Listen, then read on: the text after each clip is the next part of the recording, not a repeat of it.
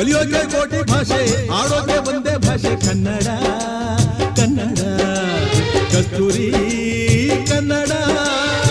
ಹುಟ್ಟಿದರೆ ಕನ್ನಡ ನಾಡ ಹುಟ್ಟಬೇಕು, ಮೆಟ್ಟಿದರೆ ಕನ್ನಡ ಮಣ್ಣ ಮೆಟ್ಟಬೇಕು. ಬದುಕಿತು ಜಟ ಬಂಡಿ, ಇದು ವಿಧಿಯೋಡಿಸುವ ಬಂಡಿ.